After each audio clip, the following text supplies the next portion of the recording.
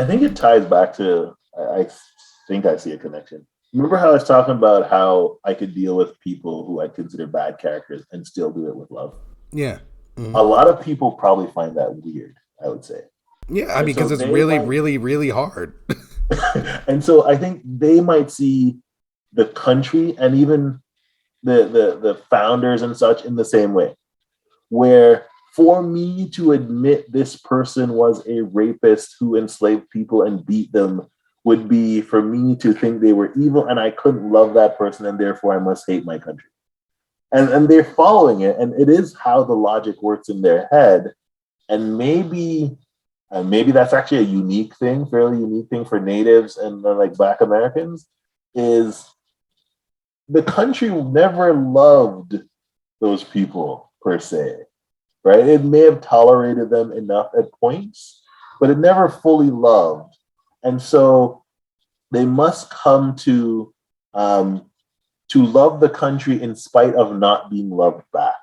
So it becomes easier to accept the painful parts and love because the love is almost a necessity anyway, right? So you don't have to deny the other parts to maintain that love. And so it is somewhat a unique situation because I'll be honest, I remember when I read the 1690 in Nicole Hannah Jones's essay. That to me is actually what stood out the most. And it's always funny when I hear people say like her essay was un-American and unpatriotic because I'm like, that doesn't make any sense. It was an essay about how Black Americans have never been fully embraced and yet how truly they turn around and give everything to the country. And I mean, from lives and wars to fighting for civil rights, not just for Black Americans, because let's be honest, a lot of American civil rights came through Black activists for everybody, right? And That's so it's exactly like right. that to me is that essay was the height of patriotism, and it still gets me. I react to it sometimes on Twitter. It's just stupid to me how people could have read stuff like that and think this is unpatriotic, but they're so tied to the idea that to point out anything bad means to not love or unable to love. I mean, especially for Black Americans, given our history with the country, right?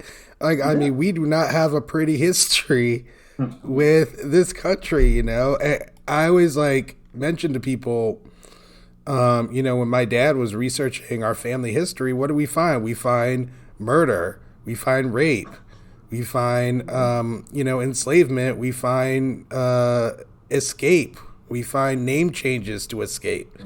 That's my family history. And I didn't learn about, most of that in school. I ended up learning it on my own. I researched on my own. My dad had to learn it on his own. These are stories and stuff that America wants to cover up and it doesn't want people to know because it's ashamed of it. I wonder something. So a lot of like Black identity, if you will, was built on that dehumanization.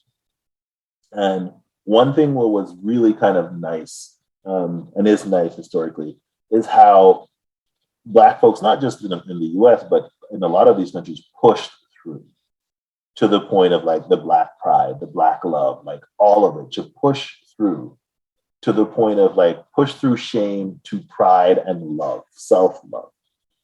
And just honestly, like other communities haven't had that. So shame is almost, it's more visceral, it's tougher to deal with and to process. But when your identity was formed through working your way through shame, you've dealt with it. It's almost in a weird way, it's like psychological trauma that one group has dealt with, even though still dealing with, I'll be honest, but have had a more experience dealing with than another. And so maybe sometimes that's why in these CRT discussions, some Black parents would be like, "No, that's just history. Just deal with it."